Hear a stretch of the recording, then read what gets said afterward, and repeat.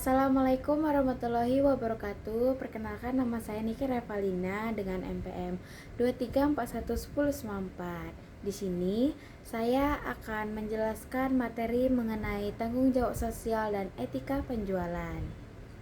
Di era globalisasi ini dan persaingan bisnis yang semakin ketat, perusahaan tidak lagi hanya berorientasi pada keuntungan semata. Masyarakat saat ini juga semakin kritis dan peduli terhadap bagaimana suatu perusahaan menjalankan usahanya, baik dari segi sosial, lingkungan, maupun etika. Oleh karena itu, perusahaan dituntut untuk menjalankan bisnis secara bertanggung jawab dan beretika agar dapat mempertahankan kepercayaan publik. Pengertian tanggung jawab sosial. Tanggung jawab sosial perusahaan adalah komitmen perusahaan untuk berperan aktif dalam pembangunan berkelanjutan dengan memperhatikan keseimbangan antara aspek ekonomi, sosial, dan lingkungan. Tanggung jawab sosial ini bukan hanya kegiatan sukarela, tetapi juga menjadi bagian dari strategi perusahaan untuk menciptakan nilai jangka panjang. Dengan menerapkan tanggung jawab sosial, perusahaan menunjukkan bahwa mereka peduli terhadap dampak yang ditimbulkan dan aktivitas bisnisnya. Tujuan tanggung jawab sosial. Yang pertama, meningkatkan kesejahteraan masyarakat sekitar. Yang kedua, menjaga kelestarian lingkungan hidup. Yang ketiga, membangun hubungan yang harmonis dengan stakeholder. Yang keempat, meningkatkan citra dan reputasi perusahaan. Dan yang kelima, mendukung keberlanjutan usaha dalam jangka panjang. Ada juga bentuk-bentuk tanggung jawab sosial. Yang pertama, di bidang lingkungan, pengelolaan limbah, pengurangan emisi, dan penggunaan bahan ramah lingkungan. Ada juga bidang sosial, pemberian beasiswa, bantuan sosial, dan kegiatan kemahasiswaan. Di bidang ekonomi, pemberdayaan UMKM dan masyarakat lokal, serta di bidang internal, peningkatan kesejahteraan dan keselamatan kerja karyawan. Pengertian etika penjualan. Etika penjualan adalah seperangkat nilai dan prinsip moral yang menjadi pedoman dalam kegiatan menjual produk atau jasa kepada konsumen. Etika ini mengatur bagaimana perusahaan dan tenaga penjual harus bertindak secara jujur, adil, dan bertanggung jawab dalam menawarkan produk. Etika penjualan ini sangat penting karena berhubungan langsung dengan konsumen dan mempengaruhi keputusan pembelian.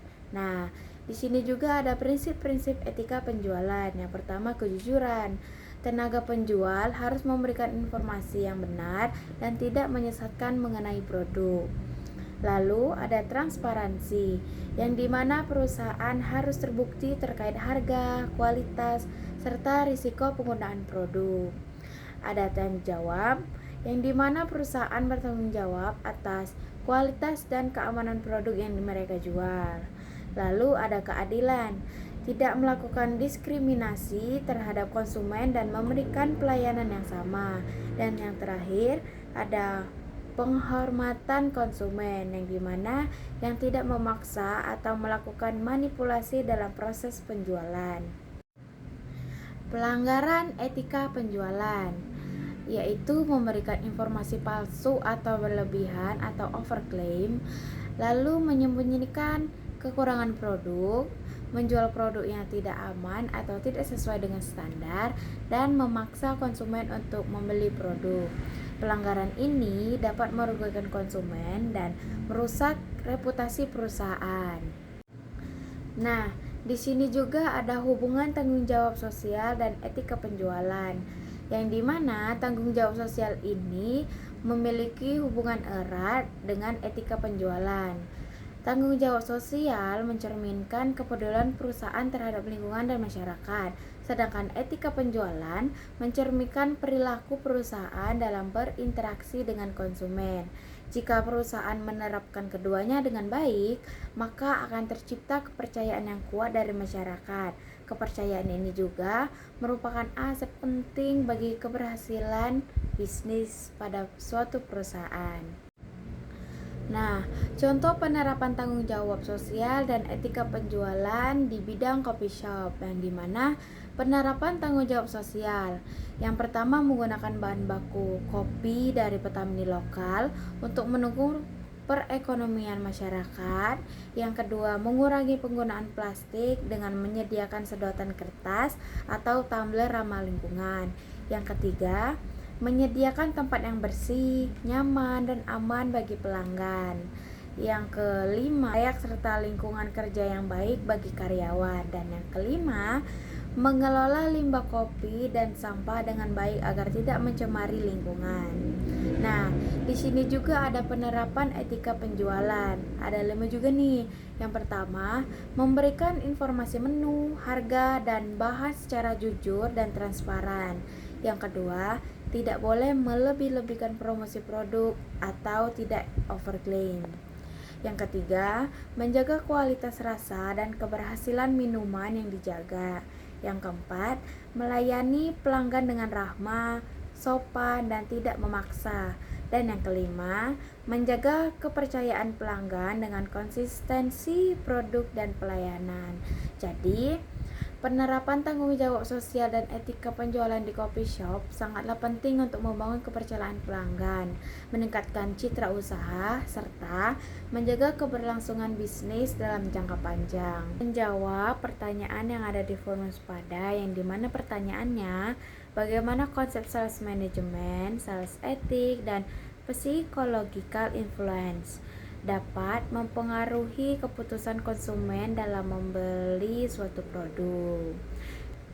Dan jawaban saya memilih psychological influence, yang dimana pengaruh psikologi sangat mempengaruhi keputusan konsumen karena berkaitan langsung dengan cara konsumen berpikir, merasakan, dan mengambil keputusan. Faktor seperti motivasi, persepsi, pembelajaran, dan sikap akan menentukan apakah seseorang tertarik untuk membeli suatu produk atau tidak. Misalnya, jika konsumen memiliki persepsi bahwa suatu produk berkualitas tinggi dan sesuai dengan kebutuhannya, maka kemungkinan besar ia akan melakukan pembelian. Selain itu, emosi juga berperan penting. Promosi yang menarik, suasana toko yang nyaman, atau brand yang sudah dipercaya dapat memicu perasaan positif yang mendorong keputusan pembelian. Dengan demikian, semakin baik perusahaan memahami aspek psikologi konsumen, semakin efektif pula strategi pemasaran yang dapat dilakukan untuk mempengaruhi keputusan pembelian. Mungkin itu saja yang dapat saya sampaikan. Terima kasih. Wassalamualaikum warahmatullahi wabarakatuh.